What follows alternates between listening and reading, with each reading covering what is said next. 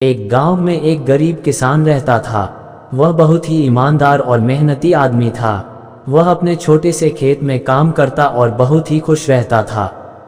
पूरे गांव में किसान की ईमानदारी के बहुत ही चर्चा थे। उसका एक दोस्त था जो उस गांव के राजा के यहाँ सिपाही का काम करता था। वह किसान से उसके घर रोज मिलने जाता था। एक बार राजा ने अपने दरबार में एक ऐलान किया कि उसके बगीचे में काम करने वाला एक अच्छा सा कारीगर चाहिए जो उसके बगीचे के पेड़ पौधों और फूलों का ध्यान रख सके।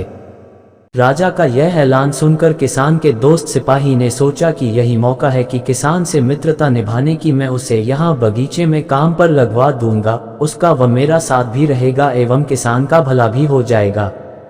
ये सोचकर उसने राजा से कहा कि महाराज, मैं आपके लिए एक ऐसे आदमी को लेकर आऊंगा जो ये काम अच्छे से कर लेगा। सभी राजा ने उस सिपाही को आदेश दिया कि जाओ, कल से ही बगीचे में काम करने के लिए कह दो। उसी वक्त वह सिपाही अपने दोस्त किसान के पास पहुंच गया और उसने किसान को बगीचे के काम की सारी बात बता दी और किसान ने भी काम करने के लिए खुशी खुशी हाँ कर दिया। अगले ही दिन अपने दोस्त के साथ राजमहल पहुंच गया। सिपाही उसे राजा के सामने लेकर गया और राजा ने उस किसान को बगीचे की पूरी देखभाल का काम सौंप दिया। राजा ने कहा, तुम अगर पूरी ईमानदारी के साथ काम करोगे तो तुम्हें 50 सोने की मुद्राएं हर महीने दूंगा।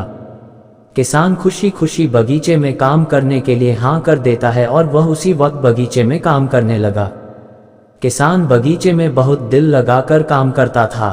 कुछ दिन बीत गए। किसान ने बगीचे को बहुत सुंदर व हरा भरा बना दिया। राजा को उसका काम बहुत पसंद आया। एक दिन किसान बगीचे में कुछ खुदाई कर रहा था तो उसने जमीन के नीचे कुछ महसूस किया। तो उसने खुदाई की तो देखा वहां नीचे एक बड़ी सी संदूक थी। किसान ने वह संदूक बाहर निकाला और खोला तो क्या देखा, वह सोने और चांदी से भरी हुई थी। ये देखकर किसान बहुत खुश हुआ और अपनी ईमानदारी दिखाते हुए राजा के पास पहुंचा। राजा किसान की ईमानदारी देखकर बहुत खुश हुआ और उसके साथ वहां गया जहां किसान ने खजाना निकाला था।